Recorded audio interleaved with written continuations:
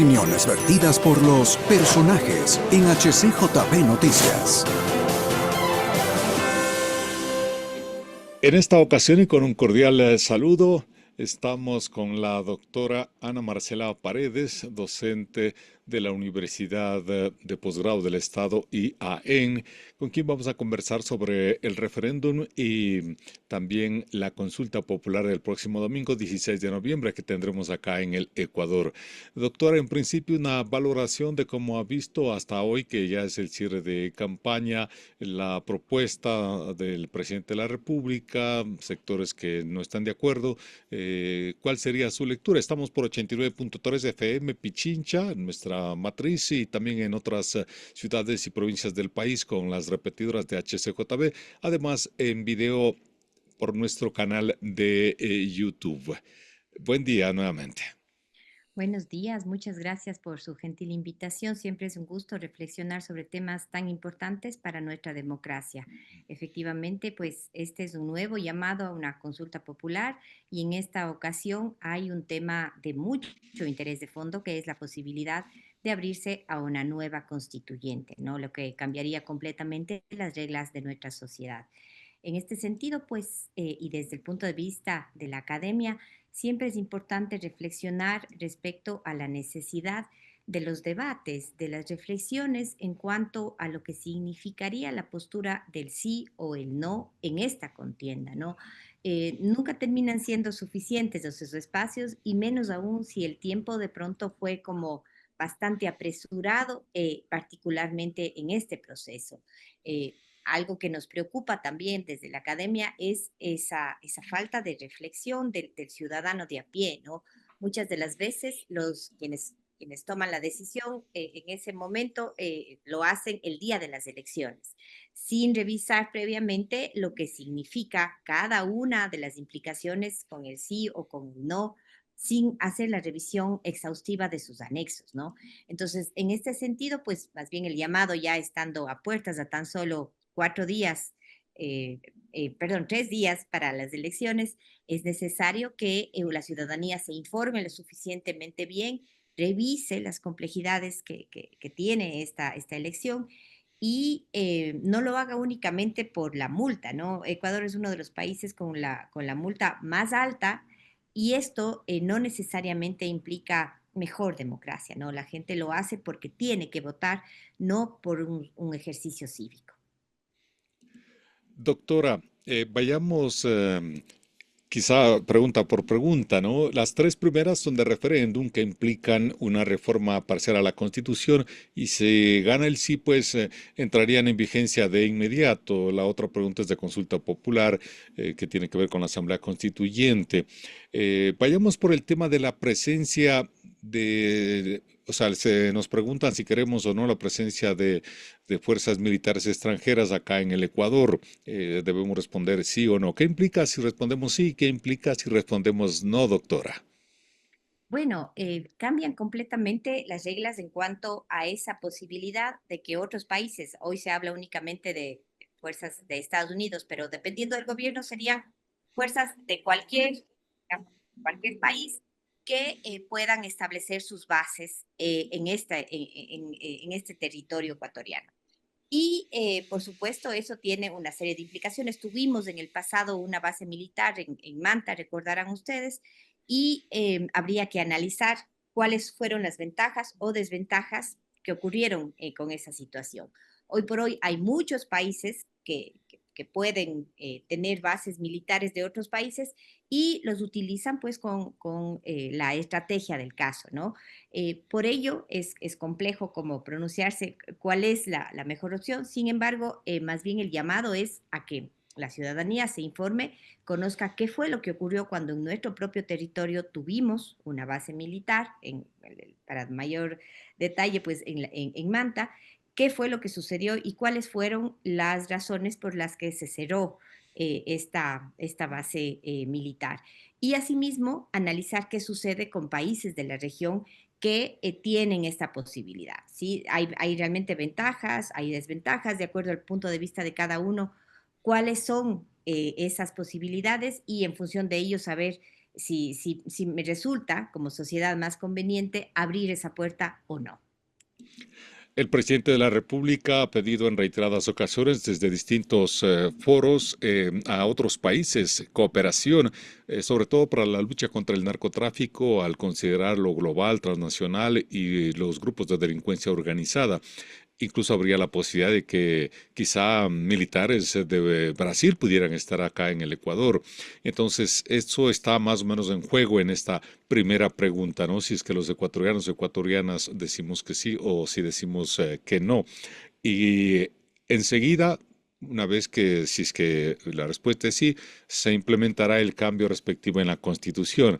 Las otras dos preguntas, la siguiente es relacionada con el financiamiento de los partidos políticos, tanto para su funcionamiento como tales, como partidos o movimientos políticos, y a la vez también en las campañas electorales, el financiamiento para promocionar al menos por los medios de comunicación tradicionales, porque en plataformas digitales aún no se ha regulado. ¿Qué implicaría también en esta pregunta el sí o el no? Los partidos políticos tendrán que buscar financiamiento propio. ¿Será beneficioso para consolidar la democracia o seleccionará, cernirá quizá los partidos mejor organizados para que puedan tener mejores propuestas para el país? Bueno, es una pregunta bastante compleja, digamos, no es cualquier, cualquier persona, digamos, miembro de esta sociedad va a estar de acuerdo con el ahorro fiscal, con la posibilidad de que se optimicen de la mejor manera nuestros recursos. Y cuando escuchamos que hay tanta proliferación de organizaciones políticas que lamentablemente entran en la contienda como un afán, sobre todo, de beneficiarse económicamente, pues claro, salta esa duda, ¿no? Y automáticamente uno dice, no, si es que puede haber un ahorro, enhorabuena. El tema aquí es que la concepción macro es precisamente que el Estado, al financiar a las organizaciones políticas, está abriendo la puerta para que cualquier ciudadano organizadamente pueda entrar en la contienda, no únicamente quienes más posibilidades tienen, quienes más recursos tienen. En el pasado, recordemos que en nuestras democracias únicamente podían acceder los ciudadanos y ciudadanas que más capacidad tenían. Entonces, el momento que el Estado entra en el juego y garantiza que cualquier persona pueda participar, cumpliendo por supuesto los requisitos, lo que hace es abrir esa posibilidad y no garantizar únicamente que quien mayor poder adquisitivo tenga lo haga. Y hoy estamos además, en el contexto actual, con un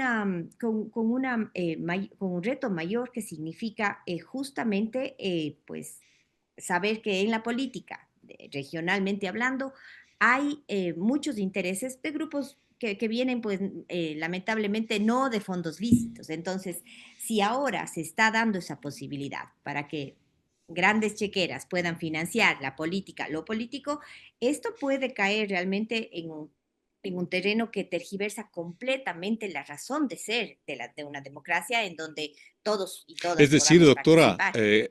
Paredes, si gana el sí, digamos, se quitaría el financiamiento a los partidos y movimientos políticos, pero estos podrían encontrar apoyo de dinero para ser lavado, por ejemplo, dentro de las tiendas políticas. Habría ese gran riesgo, y usted incluso está mencionando que en la actualidad se ha dado esos casos, y entonces eso sería uno de los peores cosas que puede traer, ¿no?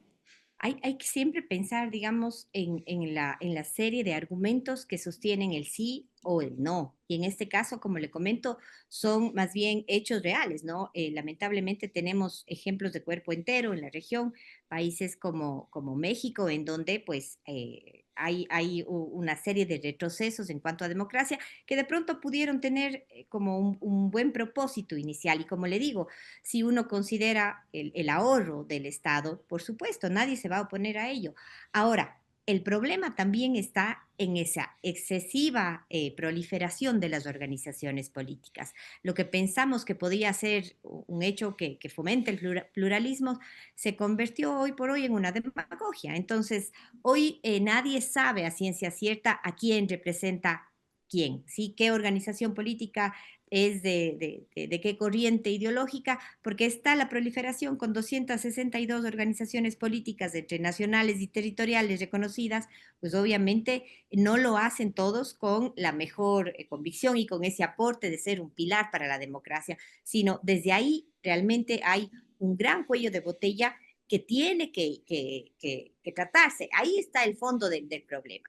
Tantas Doctora, organizaciones políticas, claro, no nos hacen bien a la democracia. es como algo parecido en la siguiente pregunta, en la cual se busca reducir el número de representantes en la Asamblea Nacional, bajar de 150 a 100. Nos preguntan si estamos de acuerdo o no con que se reduzca el número de representatividad, inclusive a nivel provincial, no solamente de los partidos y movimientos políticos, que implica también respuestas positivas, respuesta positiva o negativa a esta pregunta. ¿Mejoraría, por ejemplo, una pregunta que también salta, la calidad de representantes en la Asamblea Nacional, en el Poder Legislativo, reduciendo el número de parlamentarios?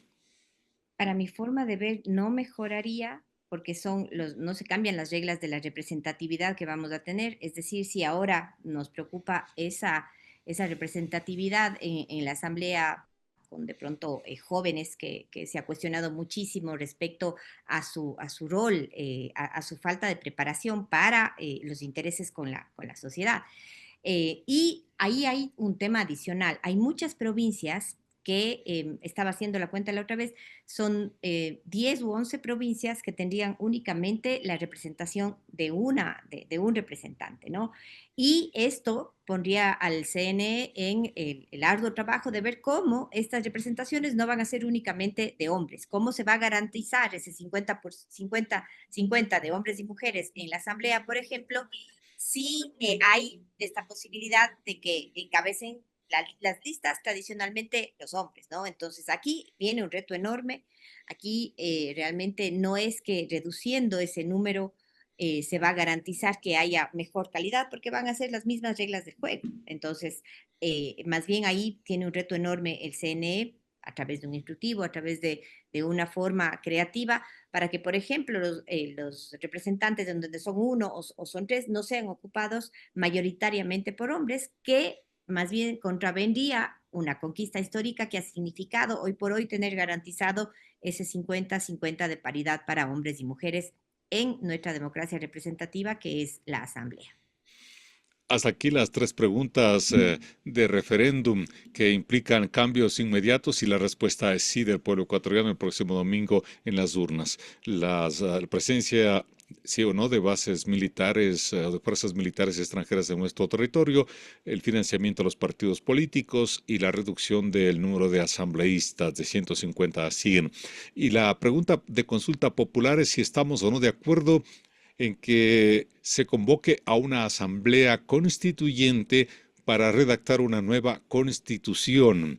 Esto, en cambio, no es una respuesta, si es que gana el sí, de implementación inmediata, sino que tendríamos que ir a convocar a los constituyentes. Estos redactarían entre 6 u 8 meses la nueva constitución y después volveríamos a las urnas para decir si estamos o no de acuerdo con ese nuevo cuerpo legal para el país.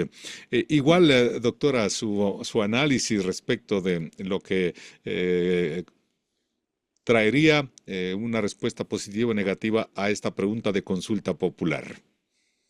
Sí, en ese sentido, pues efectivamente el estatuto que fue revisado y aprobado también por la Corte Constitucional, que salió de presidencia, plantea que en 180 días y con un adicional de hasta 60 días más. Es decir, podrían ser 6 meses u 8 meses, dependiendo del caso.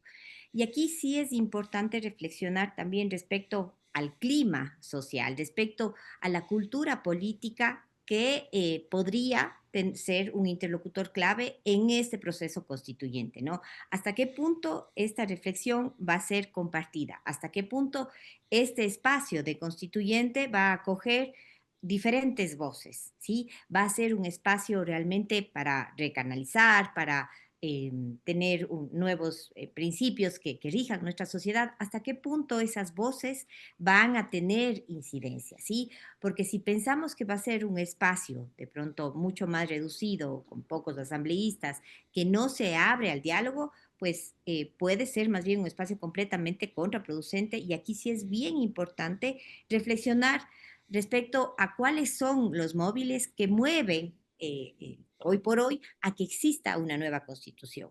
¿Es necesario? ¿Realmente los cambios necesitan una nueva constitución o pueden darse a través de otro tipo de reformas que todavía no se las ha barajado, todavía no se las ha considerado, ¿no?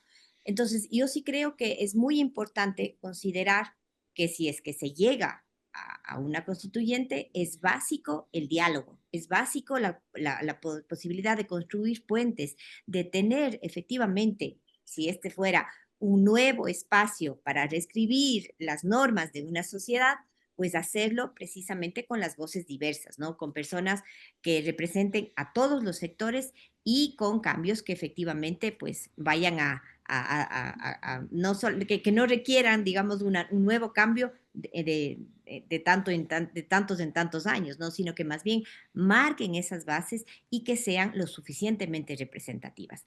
Eso es muy importante y, digamos, ahí juega un papel fundamental las voluntades con que se planteen estos nuevos procesos para el país. Porque además, doctora, no nos olvidemos que actualmente nos rige la Constitución número 20. Hemos sido casi que campeones mundiales en el número de constituciones. Sin embargo, por más buenas cosas que puedan contemplar para la ciudadanía, para el pueblo ecuatoriano, muchas de ellas no han sido implementadas por las autoridades, tanto nacionales como locales y las diferentes funciones del Estado, para garantizar justamente ese contenido de la Constitución. A veces no ha sido solamente aquello, ¿no? De que esté escrito en la Constitución, en algunos cuerpos legales, algunas leyes, y el momento ya de su implementación ha sido muy difícil, no se ha respetado el contenido de la Constitución, incluso alguna ni siquiera se ha llegado a entender algunas cosas de los alcances de la misma. Como una nueva Constitución, en este caso, si es que se llega a aprobar el sí y vamos a una nueva Constitución y el pueblo aprueba esa nueva Constitución, la número 21, podría ayudarnos con esto, o sea, a mejorar la situación del país con tantos problemas que tenemos. El tema es precisamente el clima social del que se nutre una sociedad, ¿sí? No es que únicamente porque las reglas están bien planteadas, la sociedad automáticamente las acepta. No, depende mucho también de esa cultura política, de cómo participamos, de qué tanto somos corresponsables de las acciones que están ahí, como que rigen en nuestra sociedad. Entonces, eso, digamos, si queremos que el país cambie, tenemos que también ser parte de esa solución. Tenemos que participar más y una nueva constitución, pues esperemos que promueva mayor participación genuina, que aquellos errores que de hecho existieron, pues sean superados, ¿no? Y que socialmente, pues encontremos esos canales para que aquellos temas que todavía no se solucionan tengan como un espacio mucho más institucionalizado. Fíjese, recientemente volvimos a tener una paralización que tiene enormes costos para el país y enormes costos sociales también. El tener estos bandos entre los que estamos a favor, en contra, entre quiénes son los buenos, quiénes son los malos, eso termina debilitando nuestras sociedades y no nos permite remar del mismo lado. Es muy importante recuperar esos espacios de diálogo, de reflexión, de poder institucionalizar de manera no solamente para apagar incendios, sino como una manera, como he dicho, institucionalizada para poder canalizar esas demandas que existen en diferentes sectores de la sociedad, no solamente hoy por hoy en el movimiento indígena que estuvo al frente de la paralización, que generó tanta polarización, ¿no? Que no termina ayudando en nuestra democracia y que termina más bien fracturando más ese débil tejido social que necesita espacios de encuentro, que necesita construir desde esa diversidad. Doctora, para concluir y agradeciéndole por la entrevista, a la doctora Ana Marcela Paredes, docente e investigadora de la Universidad de Posgrado del Estado IAEN, que ha estado conversando con nosotros. Quizá una recomendación final a la ciudadanía en estas horas que faltan para que concluya la campaña y pocas horas para acudir a las urnas, para que un poquito se dé aún tiempo de revisar las preguntas, los anexos y reflexione aún más todavía su voto. Sí, siempre es muy, muy importante que la ciudadanía tenga su voz propia al momento de sufragar, ¿sí? De ejercer ese derecho al sufragio. En el país está garantizado el voto para todos y para todas, los mayores de 16 años de manera facultativa y los mayores de 18 de manera obligatoria. También se garantiza para las personas privadas de la libertad sin sentencia condenatoria ejecutoriada, para las personas, para los adultos mayores, para los miembros del servicio militar. Es decir, es una democracia electoral que pone en el centro, ¿sí? Del debate justamente lo que la ciudadanía opina. En nuestro caso lo hace de manera obligatoria, no tenemos que acudir por obligación además.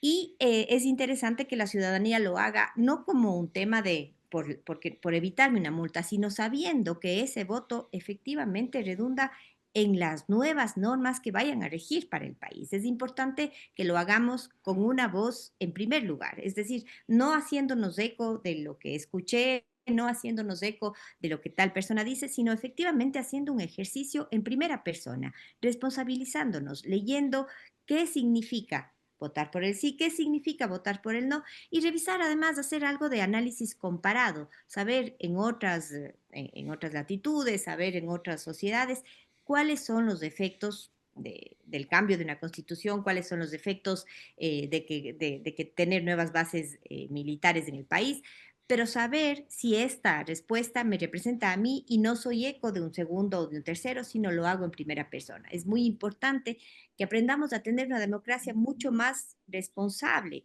mucho más pensada y no decidirnos a una de las dos opciones el día de las elecciones, ¿sí? Hacerlo más bien con la responsabilidad, sintiéndonos corresponsables de lo que sucede en este país. Muchísimas gracias, doctora, por la entrevista. Hasta una próxima oportunidad. Un buen día.